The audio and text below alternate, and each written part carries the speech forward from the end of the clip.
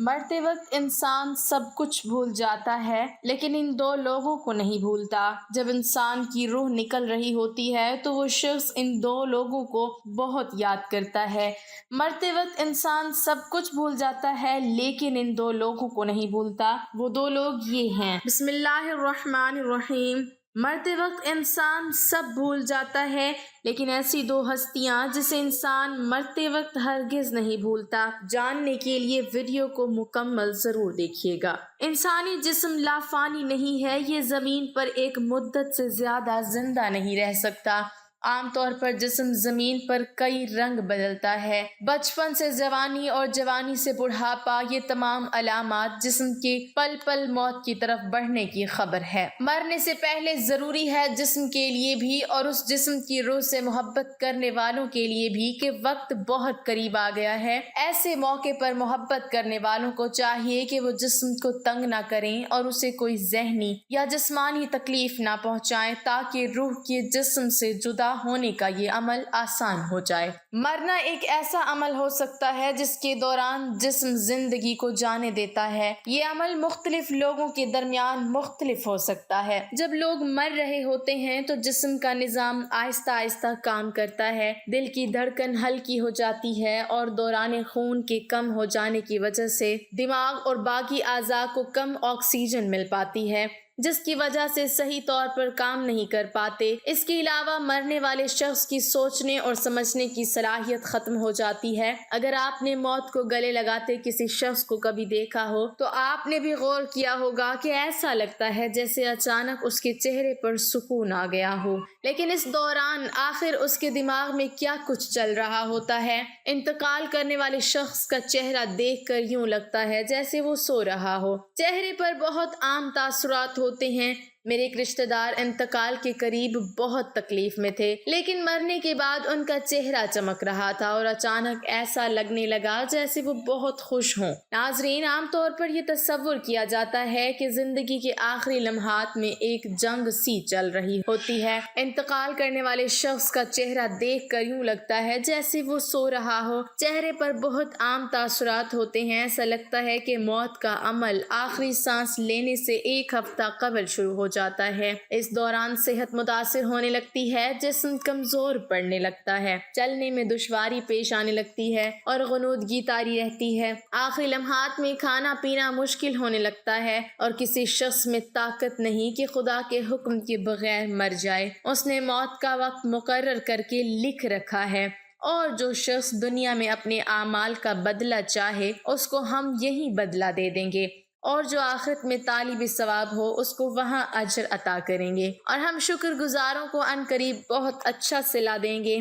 مرتے وقت انسان کے دل و دماغ سے ہر چیز نکل جاتی ہے، سب کچھ بھول جاتا ہے، اپنا مال و دولت، محل، عزیز و اقارب، رشتہ دار، سب کچھ بھول جاتا ہے۔ مگر مرتے وقت انسان دو لوگوں کو بہت زیادہ یاد کرتا ہے۔ وہ دو لوگوں کو ہرگز نہیں بھولتا، ان کو سامنے بٹھا کے چیخنے کی کوشش کرتا ہے، ان کے غم میں رونے کی کوشش کرتا ہے مگر رو نہیں پاتا۔ حضرت مولانا جلال الدین رومی رحمۃ اللہ علیہ فرماتے ہیں، میرے محلے میں ایک شخص زندگی موت کی جنگ لڑ رہا تھا، مرنے والا تھا، موت کے بالکل قریب تھا۔ لوگ میرے پاس آئے، بولے حضرت ہمارا ایک شخص مرنے والا ہے، آپ آئیں انہیں کلمہ پڑھنے کی تلقین کریں، قرآن پڑھنے کی تلقین کریں۔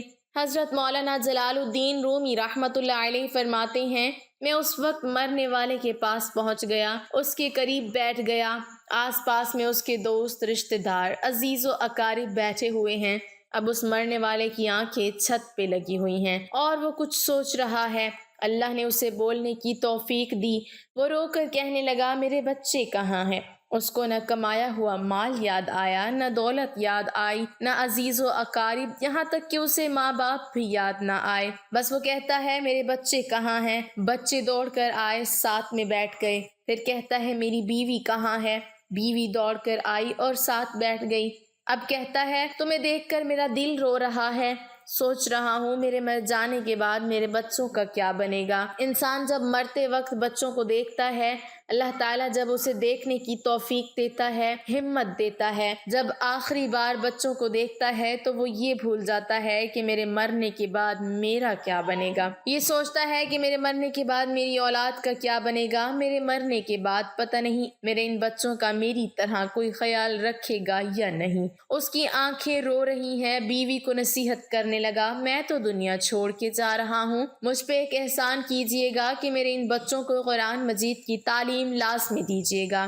ان کے منہ سے نکلا اللہ کا نام میری قبر کو روشن کر دے گا، مجھے جہنم کی آگ سے، اللہ کے عذاب سے دور کر دے گا۔ ان کو دین کی تعلیم دینا۔ ایک واقعہ ملاحظہ فرمائیں۔ حضرت سیدنا موسیٰ علیہ السلام کا ایک قبرستان سے گزر ہوا۔ آپ علیہ السلام نے دیکھا قبرستان کی ایک قبر کے اندر مردے کو دردناک عذاب دیا جا رہا ہے۔ مردہ عذاب میں مبتلا ہے، اس کی قبر جہنم کی گڑھوں میں سے گڑھا بنی ہوئی ہے، مردہ عذاب میں مبتلا ہے، چیخو پکار کر رہا ہے۔ حضرت سیدنا موسیٰ علیہ السلام آگے چلے گئے۔ کام کرنے کے بعد واپس جب اسی راستے سے گزر ہوا، آپ علیہ السلام نے دیکھا وہی جہنم میں جلنے والا شخص جس کی قبر میں عذاب دیا جا رہا تھا، اب وہ شخص جنت میں ٹہل رہا ہے، اس کی قبر جنت کا باغ بنی ہوئی ہے۔ آپ علیہ السلام نے دونوں ہاتھ اٹھائے، عرض کی، میرے مالک، تھوڑی دیر پہلے میں یہاں سے گزرا تھا، یہی قبر جہنم کے گڑھوں میں سے گڑھا بنی ہوئی تھی، تھوڑی دیر کے بعد یہ جنت کے باغوں میں سے ایک باغ کیسے بن گئی؟ اللہ تعالیٰ نے فرمایا، موسیٰ، یہ شخص جب مرا تھا، مرنے سے پہلے اپنی بیوی کو حاملہ چھوڑ کے مرا تھا، بیوی کا ایک بیٹا پیدا ہوا، بچہ آج چھوٹا کل بڑا، تھوڑا سا بڑا ہوا تو اس کی بیوی نے بچوں کو مسجد میں بھیجا، معلم صاحب نے اس بچے کو بسم اللہ الرحمن الرحیم پڑھائی، جب اس کے بچے نے بسم اللہ پڑھی تو موسیٰ، مجھے حیا آئی کہ اس کا بچہ میرا نام لے اور میں اپنا نام لینے والے بچے کے باپ کو جہنم میں ڈالوں، یہ میری رحمت گوارا نہیں کرتی، اسی لیے ہمیں چاہیے کہ ہمیں بچوں کو قرآن مجید کی تعلیم دیں۔ اگر تم چاہتے ہو کہ تمہاری قبریں روشن ہو، عذاب تمہارے قریب بالکل نہ آئے، تو اپنے بچوں کو قرآن مجید کی تعلیم دینا۔ حضرت مولانا جلال الدین رومی رحمۃ اللہ علیہ فرماتے ہیں، وہ شخص توبہ کرتا کرتا یہ کہتا کہ میرے بچوں کو قرآن کی تعلیم دینا، ایک دم اس کی زبان لڑکھڑانے لگی، اس کا بدن کانپنے لگا، موت کا فرشتہ آ گیا روح نکالنے کے لیے۔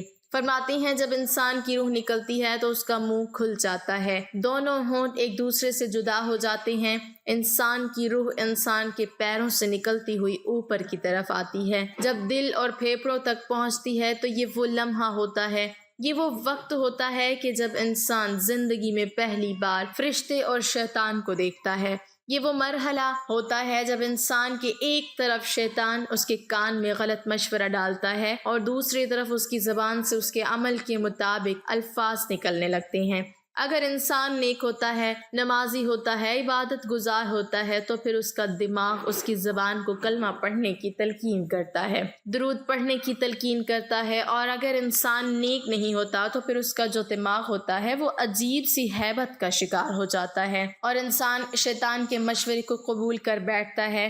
جب انسان شیطان کے مشورے کو قبول کر بیٹھتا ہے پھر کوشش کرتا ہے کلمہ پڑھنے کی، لیکن نہیں پڑھ پاتا۔ ناظرین، آج ہماری آنکھیں کھلی ہیں، ہماری سانسیں چل رہی ہیں، اس سے پہلے کہ یہ وقت گزر جائے، یہ زندگی کے لمحے میرے اور آپ کے لیے غنیمت ہیں، آخرت کے لیے کچھ اکٹھا کر لو، مرنے سے پہلے قبر کی روشنی بنا لو، معلوم نہیں پھر فرصت ملے نہ ملے، معلوم نہیں پھر یہ زندگی کے لمحے ملے نہ ملے۔